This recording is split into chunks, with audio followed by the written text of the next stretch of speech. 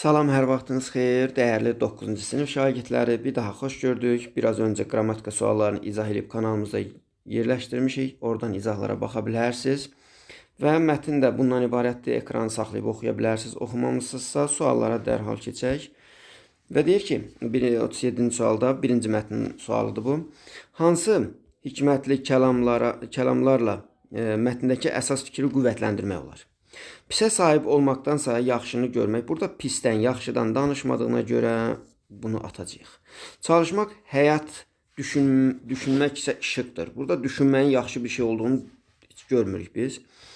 Lovğalıq insanların qəlbindəki bütün yaxşılıqlar. Burada da heç lovğa insan yox idi, belə bir şey də yoxdur. Təhlükəni heçə saymaq yox, onun haqqında tədbir görmək lazımdır. Necə ki burada hikmət onun haqqında tədbir görmüş olur. 4-ü götürə bilərsiniz.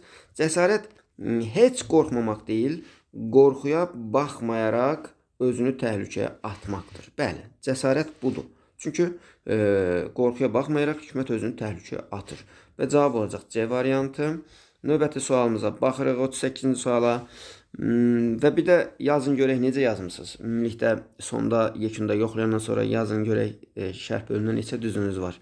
Mətndə əvvəlində işarə qoyulmuş ifadələr əsasında cədvəldəki doğru fikirləri müəyyənləşdirin. Əvvəlində işarə qoyulmuş ifadələrə baxsaq, özündən çıxmaq ifadəsidir və bir də acığı tutmaq ifadəsidir. İkisi də frazoloji birləşmədir. Daha doğrusu özünü itirmiş, bir də acığı tutdusa. Özünü itirmiş məcazi mənadadır. Deməli, məcazi mənada çətin vəziyyətdə nə edəcəyini bilməmək deməkdir. Baxın, bu üçbucağa aid fikirdir, bu fikirdir. Doğrudur. Deməli, bu həqqi mənada deyil, onu çıxacaq. Məcazi mənada özündən çıxmaq. Özündən çıxmaq hisslənmək deməkdir, amma özünü itirmək o demək deyil. Özünü itirmək çətin vəziyyətdə nə edəcəyini bilməmək deməkdir. Biri götürdük, sonra deməli digər kvadrat ifadəmiz hansıdır? Kvadrat ifadəmiz acığı tutdusa, acığı tutmaqdır. O da məcazi mənadadır, həqqi mənanı çıxırıq. Məcazi mənadadır, cin atına minmək ifadəsi ilə eyni mənadadır. Doğru fikirdir bu da.